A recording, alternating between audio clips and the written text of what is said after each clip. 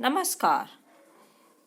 हिंदी काव्य की कक्षा में आप सभी का स्वागत है। हम पढ़ रहे हैं कविता 2 वाक, जिसकी कवित्री हैं ललद्यत। पिछली वीडियोस में हमने इन वाकों को पढ़ा, इनके शब्दार्थ को जाना, इनके भावार्थ को जाना। अब आज इस वीडियो में हम इनके प्रश्नों पर चर्चा करेंगे। तो बढ़ते हैं अभ्यास प्रश्नों की ओर। पहला प्रश्न है कि रस्सी यहाँ किसके लिए प्रयुक्त हुआ है और वह कैसी है।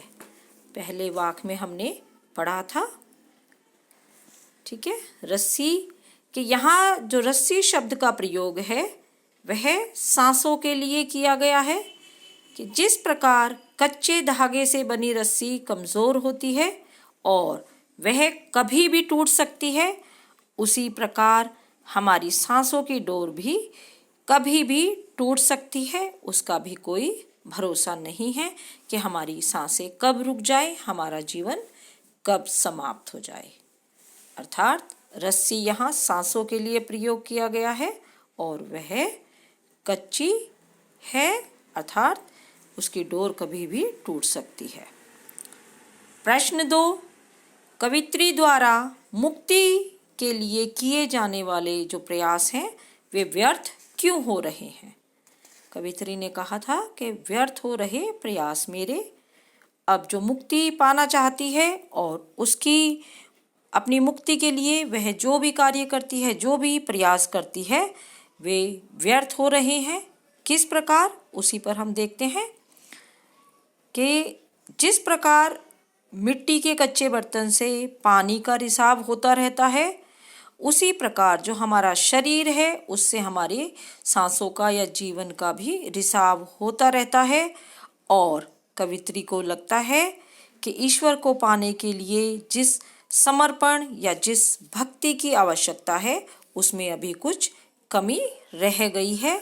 इसी कारण उसके सारे जो प्रयास हैं वे व्यर्थ हो रहे हैं। अब पढ़ते हैं प्रश्न 3, कवित्री का घर जाने की चाह से क्या तात्पर्य है।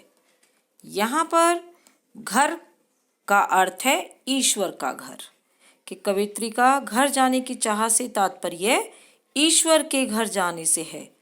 उसके लिए सांसारिक घर का महत्व ना होकर जो ईश्वर का घर है, ईश्वर का स्थल है, वही महत्वपूर्ण है।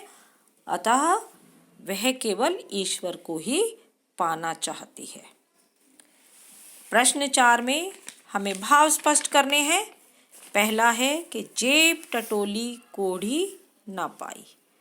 अर्थात यहाँ पर भाव यह है कि संसार के मोह माया में फंसकर जो इंसान है, मनुष्य है, वह सद्कर्म नहीं करता और जब जीवन का अंत आता है तो जब वह अपना आत्ममंथन करता है, आत्मविश्लेषण करता है, तो वह देखता है कि उसके पास तो भगवान को देने के लिए जो हमारे सद्कर्म रूपी कुछ मेहनताना है, ऐसा कोई भी उसके पास मेहनताना नहीं है कि अच्छे कार्य तो उसने किए ही नहीं जीवन भर।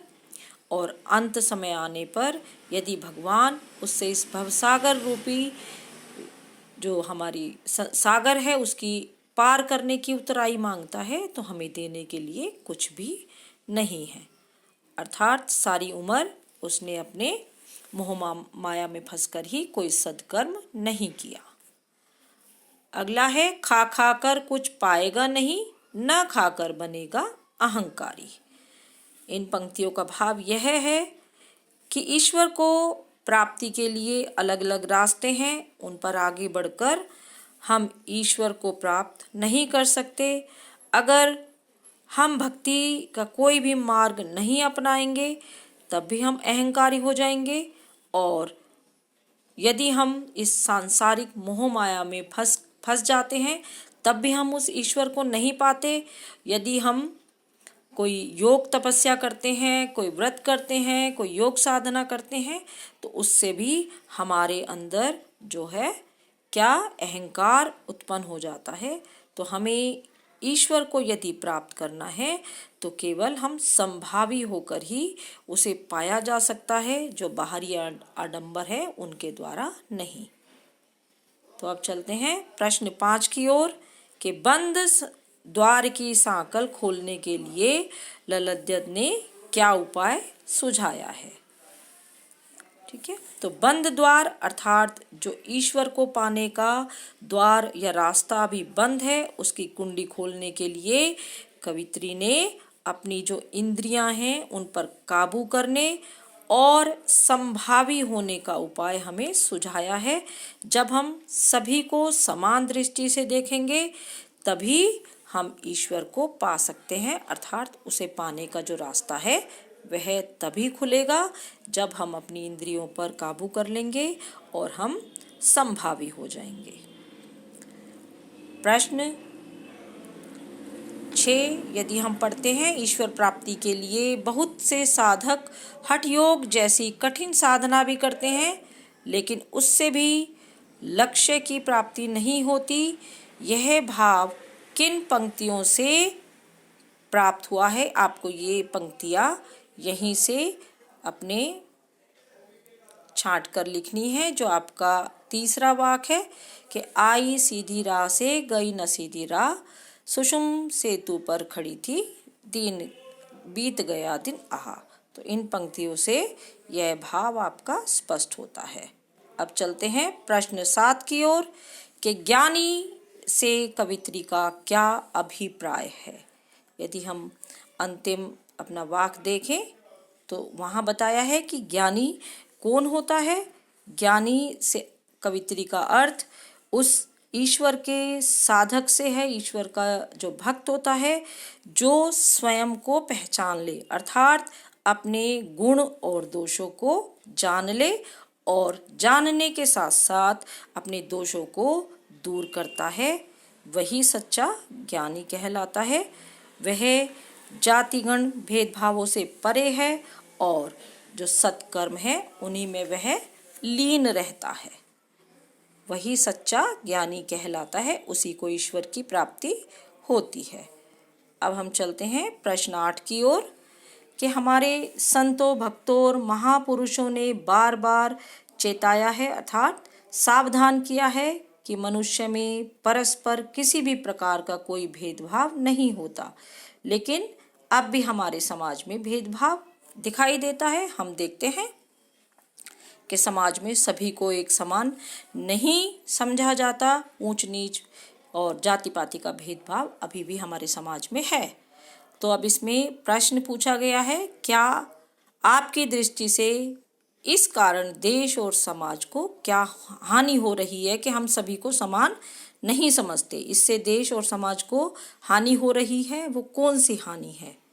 तो हम कह सकते हैं कि यदि हम जाति पाति या धर्म के आधार पर और अमीरी गरीबी के आधार पर भेदभाव करते हैं तो क्या क्या उसका परिणाम निकलता है कि प्रेम और अपनापन घट रहा है, घृणा और आक्रोश बढ़ रहा है और जो हमारा समाज है और राष्ट्र की प्रगति में बाधा आ रही है, दंगे फसाद बढ़ रहे हैं, तनाव बढ़ रहा है और हमारी जो राष्ट्रीय संस्कृति है उसको भी हानि पहुंच रही है। ये तो प्रभाव हुए कि जब हम किसी को समान नहीं समझते धर्म या जाति के अनुसार। अब अगले प्रश्न में पूछा गया है कि आपसी भेदभाव को मिटाने के लिए अपने सुझाव दीजिए कि इस आपसी भेदभाव को हम किस प्रकार मिटा सकते हैं। तो यहाँ पर कुछ आपको सुझाव देने हैं और उन सुझावों में हम इन तथ्यों को रख सकते हैं, इन पॉइंट्स को रख सकते हैं कि सबसे पहला है कि शिक्षा का प्रचार और प्रसार, कि शिक्षा ही एक ऐसा मार्ग है जो लोगों को सचेत कर सकती है। आपसी जो भेदभाव की भावना है उसको शिक्षा के द्वारा हम समाप्त कर सकते हैं। उसके बाद है कि जो धार्मिक उन्माद फैलाते हैं या धार्मिक विषमता फैलाते हैं उन्हें दंड दिया जाना चाहिए। सरकार द्वारा ऐसे कानून बनाए जाए जिससे अमीर और गरीब का भेद है वह नष्ट हो जाए। ठीक है, साथ ही सामाजिक उन्नति के लिए स्त्री को समान और पूर्ण अधिकार मिले, स्त्रियों को भी बराबर का ही अधिकार मिलना चाहिए और जो इन कानूनों को तोड़ता है उसके साथ सख्ती से निपटना होगा। ये सभी सुझाव हम दे सकते हैं। इसके अतिरिक्त यदि कोई और सुझाव है तो वह आप लिख सकते हैं। तो ये तो हुए कविता 2 के अभ्यास प्रश्न। अब यह हमारी कविता पूर्ण होती है। आज के लिए इतना ही। धन्यवाद।